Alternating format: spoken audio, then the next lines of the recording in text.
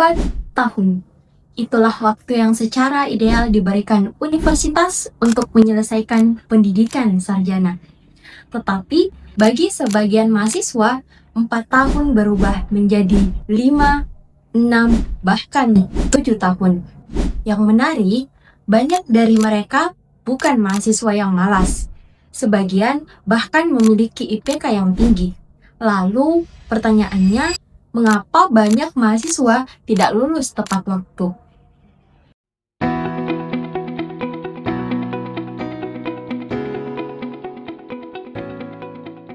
Halo semuanya, ketika berbicara tentang keterlambatan lulus, banyak orang langsung menyalahkan mahasiswa.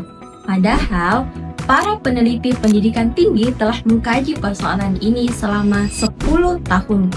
Menariknya, mereka menemukan bahwa penyebab keterlambatan studi jauh lebih kompleks daripada sekedar malas belajar.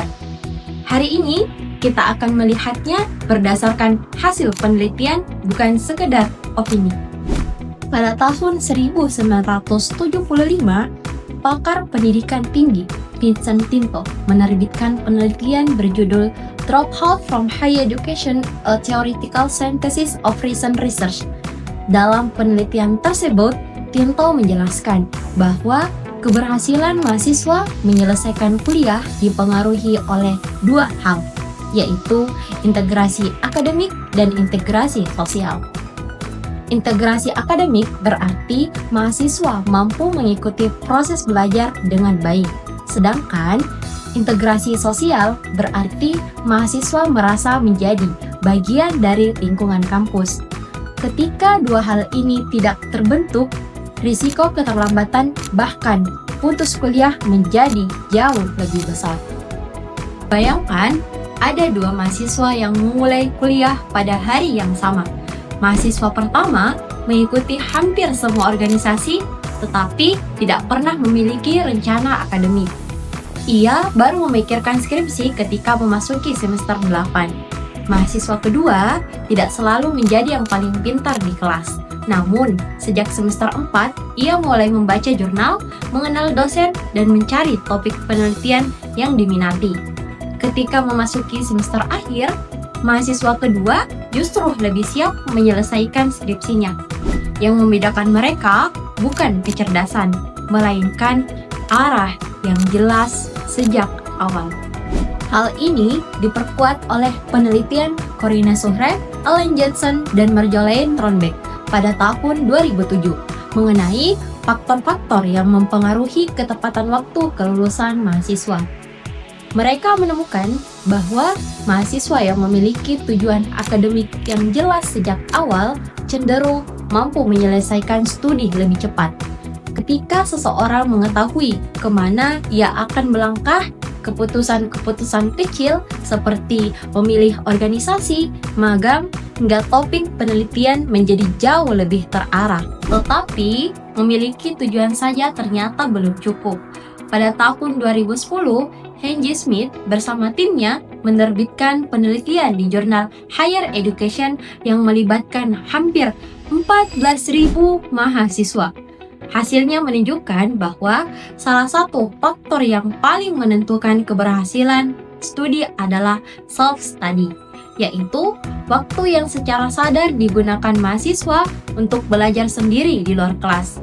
Semakin konsisten mahasiswa menyediakan waktu untuk membaca, memahami materi, mencari referensi secara mandiri, semakin besar peluang mereka menyelesaikan kuliah tepat waktu. Lalu, bagaimana cara membangun kebiasaan belajar seperti itu?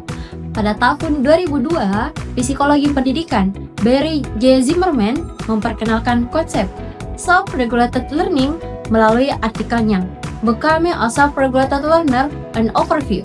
Zimmerman menjelaskan bahwa mahasiswa yang berhasil bukan selalu mereka yang memiliki IQ yang paling tinggi, tetapi mereka yang mampu merencanakan, mengendalikan, dan mengevaluasi proses belajarnya sendiri. Dengan kata lain, keberhasilan akademik lebih banyak ditentukan oleh disiplin daripada kecerdasan semata.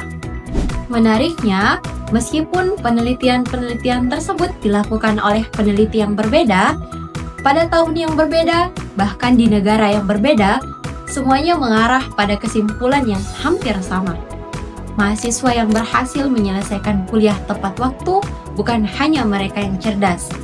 Mereka adalah mahasiswa yang memiliki tujuan yang jelas, aktif dalam lingkungan akademik, terbiasa belajar secara mandiri, dan mampu mengelola dirinya sendiri secara konsisten. Mungkin selama ini kita berpikir bahwa universitas menguji siapa yang paling pintar, tetapi penelitian justru menunjukkan sesuatu yang berbeda. Universitas sesungguhnya sedang menguji kemampuan seseorang mengelola dirinya sendiri. Karena pada akhirnya, gelar sarjana bukan hanya bukti bahwa kita pernah duduk di ruang kelas. Ia adalah bukti bahwa kita mampu bertahan, bertumbuh, dan bertanggung jawab terhadap proses yang panjang. Kalau hari ini kamu masih merasa perjalanan kuliahmu berat, mungkin yang perlu diubah bukan mimpimu, tetapi kebiasaanmu. Menurut kalian, apa tantangan terbesar yang membuat mahasiswa sulit tepat waktu? Tulis pendapat kalian di kolom komentar. Jangan lupa like dan subscribe untuk konten edukasi akademik berikutnya di LPM Penalaran UNM. Saya Tia Trey Emilia. See you in the next video.